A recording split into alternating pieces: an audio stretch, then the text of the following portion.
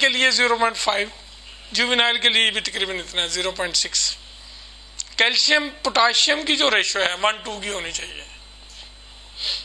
Feed में potassium double हो, calcium कम हो। क्यों हो?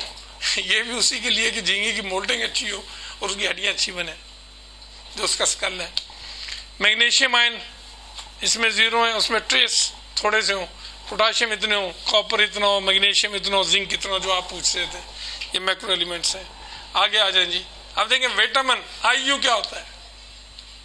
हम अक्सर पढ़ते हैं आईयू इंटरनेशनल यूनिट होता है, ये लिखा हुआ है। अब ये इंटरनेशनल यूनिट ये उनके लिए है जो फैट सॉल्युबल विटामिन है।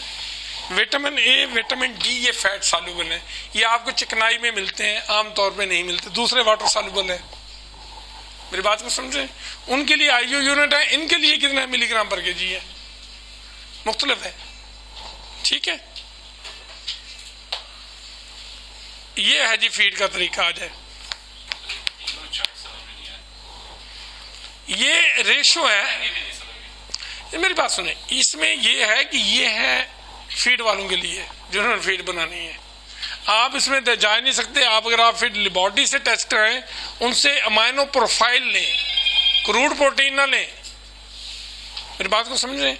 एक होता है जिसमें टोटल प्रोटीन कितनी है, 35% है जी, ये देखें 43% है जी, 40% है जी। ठीक है, लेकिन वो क्या करते हैं, फीड को जब चेक किया जाता है अमाइनो ग्रुप देखा जाता है, इसमें नाइट्रोजन कितनी है। अब अगर आपकी फीड में आप राइस पॉलिश ले जाएं, उसमें थोड़ा सा यूरिया मिला के लेबोरेटरी दें, कहेगा जी इसमें इतने % प्रोटीन है। ये फ्रॉड होते हैं। ये बर्बादी हुई है हमारे पंजाब में। जो फीड मिल वाले बहुत आ गए हैं, वो भी तो क्या रोए हैं आपके सामने। ये असल देख लीजिए, आपने अमाइनो प्रोफाइल, मेरी बात को समझें कि इसमें बेसिक अमाइनो एसिड कितने और किस रेशो में है। अगर ये है तो ठीक है, नहीं है तो फिर इसका मतलब फ्रॉड कर रहा है। क्रूड प्रोटीन 40-30 जो वो क्लेम कर रहा है वो नहीं है, क्योंकि इसमें बेसिक अमाइनो एसिड नहीं है, उसने कुछ और ही बनाया हुआ है। ये लिपिड्स हैं, लेसिथिन, कोलेस्ट्रॉल, कार्बोहाइड्रेट, हर चीज की अलग अलग रेशो है, उनकी जरूरतें। ये पूरा जो मेरी जितनी उम्र है ना, बाद मुल्कों की झींगे की फार्मिंग कितने अरसे से हो रही है, आगे देखिए। अब ये विटामिन के लिए कि ये जरूरी विटामिन है, सारे होने चाहिए। अब हमें पता ही नहीं है विटामिन होते क्या है, करते क्या है, किसी को नहीं पता। जानते हैं, पढ़े कभी यार। जो माशाल्लाह अंग्रेजी जानते हैं इनको तो पढ़ना चाहिए। इनके रोल क्या है, विटामिन का क्या रोल है आपकी बॉडी में यार। फिर वही बात है, पढ़ो ना मेरे भाई। नहीं, वो स्ट्रेस में आएगा ही आएगा। अच्छा, बायोफ्लॉग में क्या हो रहा है, प्रॉपर ऑक्सीजनेशन नहीं होती, प्रॉपर उसमें वो एरेशन नहीं करा सकते, जिससे अमोनिया बढ़ जाता है। उसकी डिग्रेडेशन प्रॉपर नहीं होती, प्रॉपर उसमें प्रोबायोटिक अच्छे नहीं मिलते, या वो प्रमोट नहीं कर सकते, जिससे स्ट्रेस जो ही बढ़ेगा मछली बीमार हो जाएगी, झींगा बीमार हो जाएगा। High ammonia level pollution increase parasites. अब ये बताएं कि अमोनिया करता क्या है। आप लोग मतलब सारे जानते हैं कि अमोनिया हो गया जी, मर गया। अमोनिया करता क्या है, वजह क्या है, अमोनिया के होने से क्यों मरती है जी। एक मिनट है जी।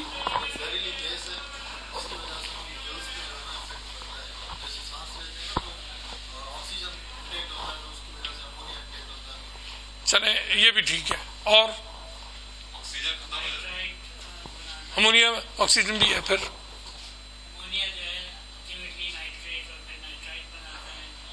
वो तो एक अलग प्रोसेस है। एक और सुने, एक बात ध्यान में रखें, जब आप मैन्योरिंग करवाते हैं पौंड में, जब मैंने पहले भी जिक्र किया, मछली जो खाती है खाने के बाद उसका, अब देखें, इंसान यूरिया खारिज करता है, मछली अमोनिया खारिज करती है।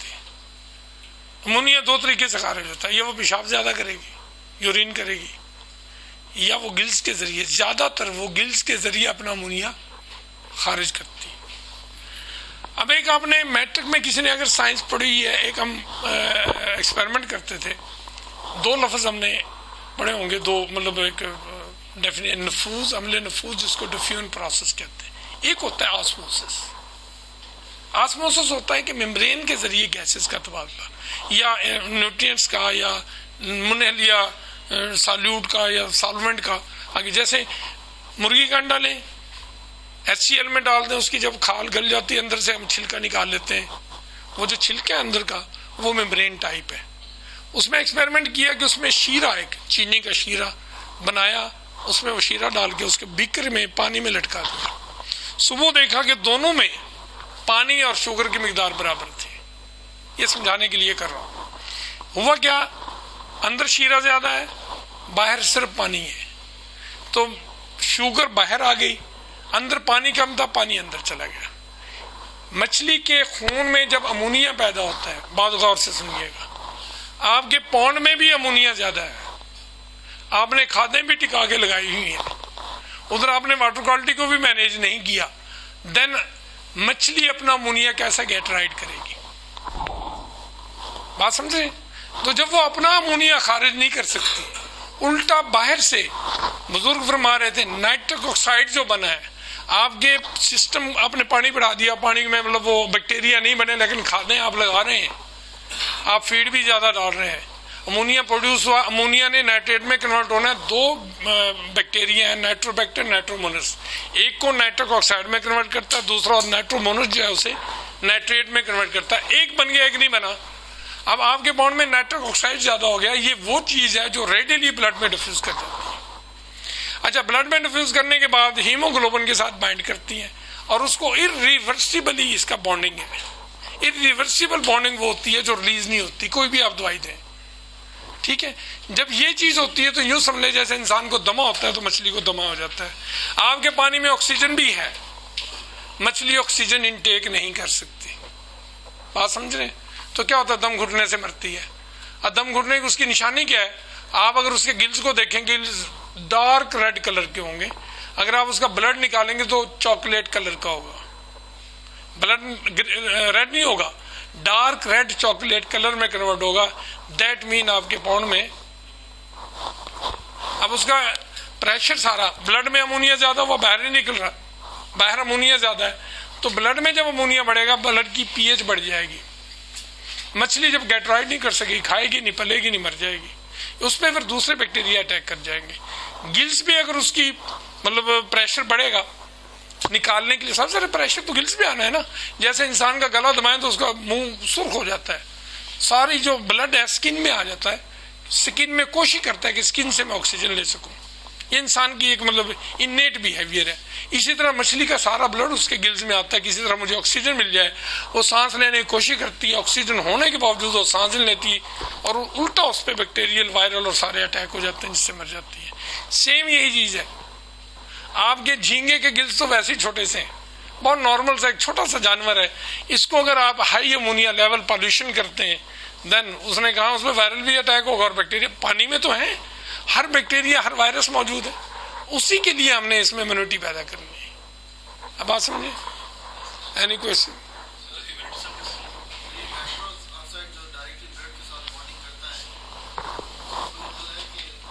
हाँ, ये यस, एक बात ध्यान में रखें, अच्छी बात है, याद आ गया मुझे भी। आपके नमकीन पानी में नाइट्रिक ऑक्साइड, नाइट्राइट टॉक्सिसिटी का अमल कम से कम होता है। क्यों? Chloride ion mitigate with the gill cells and don't allow the nitric oxide to enter into the blood.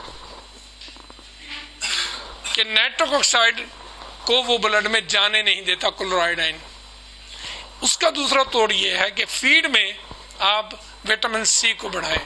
Vitamin C वो चीज है, स्कॉर्बिक एसिड जिसे हम कहते हैं, जो आपकी झींगे और मछली के इम्यूनिटी सिस्टम को भी स्ट्रॉन्ग करती है, प्लस उसके गिल्स में नाइट्रिक ऑक्साइड की टॉक्सिसिटी को कंट्रोल करता है। इसलिए झींगे में आपको उन्होंने, अजीज साहब ने पहले स्लाइड चला दी कि विटामिन सी भी फीड में डालें। हम तिलापिया की ब्रीडिंग करवाते हैं, उसको हम फिश मील देते हैं, जब हम उसकी सेक्स वर्सल मोनोसेक्स करवाते हैं तो फिश मील देते हैं, फिश मील के साथ हम विटामिन सी भी देते हैं। 20 ग्राम पर केजी फीड में विटामिन सी मिलाते हैं। वाटर सॉल्युबल है, एक तो वो पानी में सॉल्युबल होती है, दूसरा वो जो ही खाती है उसके ब्लड में भी होती है, तो वो जो उसकी जाती है फिश मील की सबसे पहले हापे में आपने खड़ा करना है। फिश मील तो सारी प्रोटीन है, अमोनो एसिड्स हैं, तो अमोनिया की टॉक्सिसिटी से वो उसे बचाती है। लेकिन फिर भी हमें अगर एरेशन अच्छी तरह ना कराएं पौंड में, तो हमें हापे से बच्चा नहीं मिलता जी, इसका तिलापिया का मर जाता है। ठीक है जी, आगे चलते हैं। क्लोराइड आयन अगर हैं तो आपका नाइट्राइट टॉक्सिसिटी कम असर करती है। लेकिन ये मत समझें कि क्लोराइड आयन हो गए तो मछली बच गई, मछली फिर भी स्ट्रेस में है, वो उसे एंटर नहीं होने देगी नाइट्राइट को। लेकिन अमोनिया भी खारिज नहीं हो रहा ना, अमोनिया भी तो आपने खारिज करना है। अमोनिया मैंने आपको बताया उस जगह पे खारिज होगा, जैसे वो अंडे वाला मैंने बताया, अंदर शीरा था, बाहर शीरा नहीं है, तो बाहर तभी शीरा निकलेगा जब बाहर नहीं है। पानी में अगर अमोनिया नहीं है तो मछली का अमोनिया अपने आप निकलेगा, मछली हेल्दी रहेगी, उसका तमाम सिस्टम बेहतर काम करेगा। झींगे का, मछली को झींगे के साथ आप मिलाए ना, तो इसका तमाम जो अंदर का सिस्टम है वो मैनेज होगा, डाइजेशन। देखिए आपके ब्लड में एक बंदे को दमा है, वो सांस भी नहीं ले सकता, रोटी भी नहीं खा सकता, उसे ऑक्सीजन मिलती रहे तो वो जिंदा, वरना उसके लिए प्रॉब्लम होती है। ऐसी है ना, मछली दमे का शिकार हो जाती है, उसका ब्लड सारा कंबाइन हो गया नाइट्राइट के साथ, वो सांस कैसे ले। या नहीं भी हुआ तो उसके ब्लड में अमोनिया इतना हो गया, पीएच बढ़ गई है, वो सारा प्रेशर गिल्स पे है, तो वो सांस लेने की कोशिश, ऑक्सीजन नहीं आ रही, ऑक्सीजन आएगी तो वो डिग्रेड होगा ना। ऑक्सीजन उसके टिश्यूज को भी चाहिए, उसके अपने पूरे जिस्म की उसके लिए चाहिए। आगे चलते हैं। Dead fish, birds, animals lead to secondary bacterial infection, कि आपके जो एनिमल्स जो एंटर होते हैं, या जो झींगा या मछली जो मर के नीचे बैठ जाती है, वो भी बैक्टीरियल इन्फेक्शन कॉज करती है, जिससे डिजीजेस पैदा होती हैं, फंगस भी लगती है, पैरासाइट भी लग जाते हैं।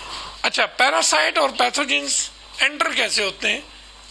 कैरापेज के थ्रू, बॉडी के थ्रू, एग्स के थ्रू, आपकी जो सिस्टम आप बच्चा लेके हैं उनके थ्रू, ये सारी जो है स्केल कोई रप्चर हो गया, कोई जख्म हो गया, उनके थ्रू ये पैथोजन सारे एंटर होते हैं। ये एक दूसरे को जब मारते हैं, इनका जो आगे जो रोस्ट्रम है, ये एक दूसरे लड़ते भी है ना, पंक्चर कर देते हैं। अगर न्यूली मोल्टेड मतलब उसमें श्रिम्प है तो दूसरे उसे खाने की कोशिश करते हैं, अगर प्रॉपर फीडिंग नहीं है। कैनिबलिज्म तब होती है, जब आप सवाल कर रहे थे, कैनिबलिज्म तब होती है जब आप प्रॉपर फीडिंग नहीं कर रहे। अगर आपके पॉन्ड में फीड अच्छी है, अच्छी मिकदार में, तो कैनिबलिज्म नहीं होगी। ये प्रॉन में सबसे ज्यादा है, श्रिम्प में कम है, समझे मेरी बात? प्रॉन में सबसे ज्यादा है। मोल्टेड फीमेल को मैंने इस पे 2010 में हेडटॉन से वे पायलट प्रोजेक्ट मेरी ड्यूटी लगी। कह लीजिए आपने इस पे जो लोकल शिम्प है, इस पे कोई स्टडी करनी है, हमने वो पकड़ा, उसमें एक्वेरियम में रखा, तो मैंने उस पर बड़े, मैं 2-3 घंटे बैठा रहता अब इसकी ब्रीडिंग को मैं देखूं। तो एक दिन मैं सुबह उठा तो मैंने देखा एक फीमेल मोल्ट कर रही, मोल्ट किया, और उसने एग्स जो है ना, मोल्ट के बाद उसकी मेटिंग भी हो चुकी, एग्स को वो शिफ्ट कर रही थी अपने नीचे की तरफ, मतलब अपनी जो उनकी कैविटी होती है ना इसके नीचे, गाइनोफोरक कैनाल हम उससे कहते हैं, उसके अंदर वो लेके जा रही थी, प्लियोपीड्स में अपने वो नीचे स्विमरिट्स के अंदर लेके जा रही थी।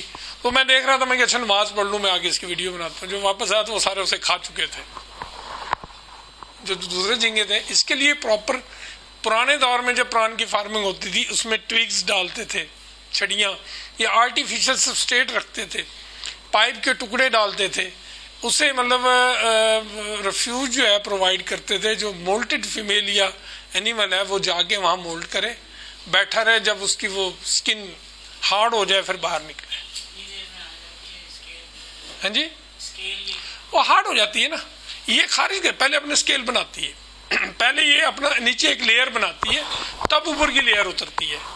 ये नहीं है कि वो उतार के बाद में बनाती है, पहले उसकी स्किन में इतना डिपॉजिट हो जाता है कैल्शियम मैग्नीशियम का, जो फॉस्फेट का, जो उसकी हार्डनेस, जो ही हार्डनेस शुरू होती है तो ऊपर वाला ये उतार देती है, और ये सेंटर से ये तोड़ती है अपनी बॉडी को, पहले पिछला हिस्सा निकालती है, फिर सर वाला हिस्सा निकालती है।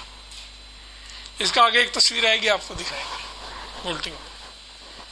ठीक है जी, आगे चलते हैं। वो तो थे आपके स्ट्रेस कौन कौन से, और ये काजेस ऑफ स्ट्रेस कौन कौन सी है, ये भी मिलती जुलती है। उस स्ट्रेस की कॉजेस क्या है? पूर वाटर क्वालिटी, ठीक है जी। फीड, अब ये बात वही, quality of contaminated feed, poor quality of contaminated feed and feeding, दो बातें हैं, poor quality, contamination and feeding method, ये आपकी सिस्टम को खराब करते हैं। फीडिंग आपने गलत की, प्लेट्स की बजाय आपने डायरेक्ट पाउंड में डाल दी, छट्टा मार दिया जी, खा जाएगा खुद ही, और जो नीचे जाके गारे में बैठ गया उसने कहाँ से खाना है, ठीक है। प्लेट में उसको पता है यहाँ फीड पड़ी है, मैंने यहीं से लेनी है आके, तो वहीं आके खाएगा। पूरे पाउंड में तलाश करने की बजाय हैचरिया वाले क्यों फेल होते हैं, जो नर्सियां करते हैं, फीड एक कोने पे डाली और गए, 2 एकड़ का तालाब है, उधर वाला पूंगा कैसे आएगा 1 इंच का यार। अब कोशिश करें उसके पूरे, आपने ये नहीं ट्रे एक ही लाइन में लगानी, चारों तरफ आपने ट्रे लगानी है, 10 से 15 फुट के पास फासले पे एक ट्रे लगी होनी चाहिए। तीसरा जी, एक्सपोर्ट टू एक्सट्रीम कंडीशंस और टॉक्सिक एनवायरनमेंट। आपके पानी में किसी किस्म की टॉक्सिसिटी आ गई है, एनवायरनमेंट को खराब हो गई है, उससे भी हो जाता है। एक्सट्रीम इन पीएच बढ़ गई है, high ammonia and low DO, पहले मैं ज्यादा उसको डिस्कस साथ साथ करता हूँ। हाई स्टॉकिंग डेंसिटी, ये सबसे बड़ा फैक्टर है कल्चर के दौरान या ट्रांसपोर्टेशन। सऊद साहब का तजर्बा है, बच्चा शिफ्ट करते रहे हैं बड़ी दूर दूर से, जहां बच्चा ज्यादा डाल दिया क्या होता था अच्छा, ये कोई मतलब मेथड नहीं लोगों में, ये झींगे की ये खास तौर पर जी, इस पीएल साइज का इतना बच्चा हमने करना है, वो मिलीग्राम और ग्रामों के हिसाब से असल चीज टेम्परेचर है। आप जब शिफ्ट कर रहे हैं, जो लॉन्ग डिस्टेंस से बच्चा लेके आए हैं, आपका टेम्परेचर अप हो गया है। ये जैसे पहले हमारा थाईलैंड से आना था तो कह लीजिए कराची आएगा, कराची से फिर आपके पास आएगा वाया दुबई कराची फिर मुल्तान, तो हमारे पास कहाँ पहुंचना उससे बहुत टाइम लग जाता है। और टेम्परेचर मेन चीज है, और आपके टेम्परेचर का मेन इश्यू है ट्रांसपोर्टेशन में, आपकी झींगे की हार्वेस्टिंग में। जब आप पढ़ेंगे आप कल के लेक्चर में, main temperature, time and temperature 2 factors हैं। इसी तरह यहाँ पे हाई स्टॉकिंग डेंसिटी, अगर शॉपर में आपने ज्यादा बच्चा डाल दिया तो मर जाएगा। आप तालाब से तालाब में भी अगर बच्चा ज्यादा शिफ्ट करते हैं, फार्मर जो है लालच करते हैं जी 50 की बजाय, लेबर भी लालच करती है जी हमें एक चक्कर पड़े 100 दाना डाल दें जी एक शॉपर में, तो वो स्ट्रेस में आ जाता है, वो जख्मी हो जाता है। अच्छा, इम्प्रॉपर एक्सेसिव हैंडलिंग ये भी है। अब मछली के काम में हम देखते हैं, जब जाल लगाते हैं ना, लेबर वाले क्या करते हैं, एक जाल में इकट्ठा करके खड़े हो जाते हैं, तो उसको काफी देर तक खड़ा रहने की वजह से भी वो क्या होता है, वहां जो जितनी इन्वायरमेंट है जाल में, पानी हीट अप हो जाता है, नीचे पानी ठंडा है, फिर उसको छोड़ा, उसको थर्मल शॉक लग गया। जब दोबारा उसको पकड़ के दोबारा करते हैं, उसको शॉक लग चुका होता है।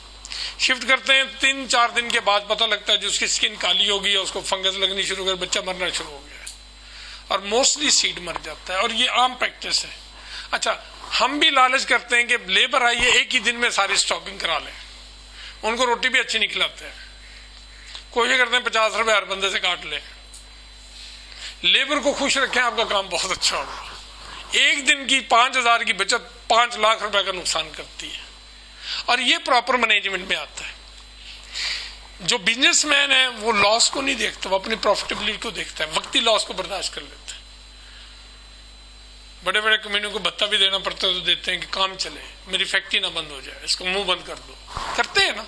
वो अनवांटेड काम भी हमें करने पड़ते हैं, हमें करने चाहिए, हमने अपनी बायोसिक्योरिटी को देखना है। ठीक है, हमारे एक दोस्त है, वो उनको मुर्ग पीस खिलाता है, वो उसके काम पे भाग के आते हैं कि जो रोटी अच्छी मिलती है, वो सारों का काम छोड़ के उसका काम करते हैं और बड़े प्यार से करते हैं। उसकी मछली 3.5 किलो से कम नहीं निकलती, तादाद भी पूरी निकलती है। ठीक है जी। अच्छा, फंगल टॉक्सिन्स इन स्टोर्ड फीड, आपकी जो फीड है इसको प्रॉपर स्टोरेज ना होना भी बीमारी का बायस बनता है। अब ये कहाँ बैठे हो, मुजफ्फरगढ़ वाला जवान, हाँ बैठो, उमर नाम है, आप सही में गिल्ला कर रहा हूं, वैसे बता रहा हूं। फीड ली, फीड भेज दें सर, ठीक है जी, उन्होंने गिल्ली पैक कर दी, ड्राई नहीं की। मेरी पोस्टिंग यहाँ मतलब रेमियर खां है, तिलापिया की फीड आई, फीड आके स्टोर में हो गई, फीड में स्मेल हो गई, फंगस लग गई। मुझे लड़के कहते हैं जी आपकी फीड आई है, कुछ स्मेल अजीब सी है। मैंने बेटा को उन्होंने फिश मील, फिश ऑयल, कोई और चीज लगा दी होगी। मैंने अच्छा देखी भी नहीं, मैं संडे को आता था और वापस चला गया। अच्छा, कुछ 15 दिन गुजरे, मछली मरनी शुरू हो गई। कहने लगे जी मछली मर रही है। मैं कहा अच्छा मैं आता हूँ। मैं गया, मैंने देखा यार क्या मसला है, फीड ऑफ फीड डाल के दिखाओ मछली आती है कि नहीं। फीड दे, ये फीड डाल रहे हो, फिर फीड आपको बताया था फीड की स्मेल आ रही है। मैं ये तो नहीं बताया फीड खराब हो गई है, सिर्फ स्मेल गई थी। तो उसमें इतनी फंगस लगी, मैंने वो बोरी खोली, ढीले बने हुए, फंगस लगी, फोटो बनाए, व्हाट्सअप किया, उनको कहा भी ये हाल है। और जी आप बस रख दें जी, आपने पहले क्यों नहीं बताया। मैं कहा मेरा तो कबाड़ा हो गया, 50% स्टॉक मर गया यार। मतलब हमारी प्रॉपर हैंडलिंग ना होना, केयर ना करना, मेरी गैर हाजिरी मेरा कसूर, मिल वाले को तो कसूर ही नहीं है, उन्होंने तो देनी है, दे दी उन्होंने ट्राई नहीं की, कसूर तो है, लेकिन उन्होंने तो भेज दी। हमें चाहिए था कि हम उसको प्रॉपरली देखते या स्टोर करते या उसको ड्राई कैसे करते। 100 बैग अगर आपने मंगवाया उसको कैसे ड्राई करेंगे आप, तो गर्मी का मौसम है, बात समझे। इसी तरह आप फीड ले भी लें, फिर प्रॉपर अगर आपकी उसमें स्टोरेज नहीं है तब भी आपको अंडरस्टैंड। और झींगे में खास तौर पे फीड को आप ज्यादा अरसे तक नहीं रख सकते, मछली फिर भी बर्दाश्त कर लेती है, ये नहीं करेगा। वाटर पॉल्यूशन हो जाए, एग्रीकल्चर वेस्ट बहुत ज्यादा हो जाए। एग्रीकल्चर वेस्ट क्या है, आपके तालाब में घास बहुत ज्यादा है, वो जनाब बीच में ही गल सड़ रहा है, तो वो फंगस भी पैदा करेगा और डिजीजेस भी पैदा करेगा। एक बात ध्यान में रखें, अगर पॉन्ड डाइक्स पे वेजिटेशन बहुत ज्यादा है, चाहे फार्मर है चाहे शिप फार्मर है, अल्लाह ने पानी में ये क्वालिटी रखी है कि कार्बन डाइऑक्साइड को 100% पानी में डिसॉल्व कर लेता है। पानी कार्बन डाइऑक्साइड को अपने अंदर जज्ब कर लेता है, जबकि ऑक्सीजन को नहीं कर सकता। ये मेरे अल्लाह का देखे, उसका फायदा क्या है कि इंसान को उससे नुकसान ना हो। अब आपके अगर वेजिटेशन ज्यादा तो सारी कार्बन डाइऑक्साइड उसमें जा रही है, पानी खराब हो रहा है आपका। ऑक्सीजन तो टेम्परेचर से रिलेट करती है, टेम्परेचर ज्यादा हो रहा है, ऑक्सीजन कम हो रही है, आल्टीट्यूड बढ़ रही है, ऑक्सीजन कम हो रही है, सैलिनिटी बढ़ रही है। अब देखें कराची में मैरीन वाटर है, सैलिनिटी ज्यादा है, ऑक्सीजन कम हो रही है, लेकिन सतह समंदर के नजदीक, सतह समंदर के लेवल पे तो एटमॉस्फेरिक प्रेशर ज्यादा होने की वजह से ऑक्सीजन पूरी होती है। 25 से 30 डिग्री सेंटीग्रेड पे 4-5 ppm होनी चाहिए, वो यहाँ इस सैलिनिटी पे ऑक्सीजन होती है। यही सैलिनिटी पहाड़ों पे तो जीरो हो जाएगी, चाहे पानी ठंडा है। क्यों? हाई एल्टीट्यूड की वजह से ऑक्सीजन एटमॉस्फेरिक जो हवा का दबाव है वो कम है, सांस लेने में दुश्वारी होती है ना, हवा का दबाव कम होने की वजह से ऑक्सीजन डिसॉल्व ही नहीं होती। अच्छा, वहां अगर वो टेम्परेचर यहाँ समुद्र पे हो, आपकी सारी मछलियां मर जाएगी। क्यों? वहां टेम्परेचर डाउन होने से, सतह समुद्र का लेवल कम होने से, सतह समुद्र से नजदीक होने की वजह से ऑक्सीजन ज्यादा डिसॉल्व होगी। इसीलिए नमकीन बायोफ्लॉग में नमकीन पानी करते हैं, टेम्परेचर आप सही रखें ना, टेम्परेचर डाउन रखें, ऑक्सीजन ज्यादा डिसॉल्व होती है अगर वो समुद्र के एरिया के नजदीक, अल्टीट्यूड उसकी कम। ठीक है, आगे चलते हैं।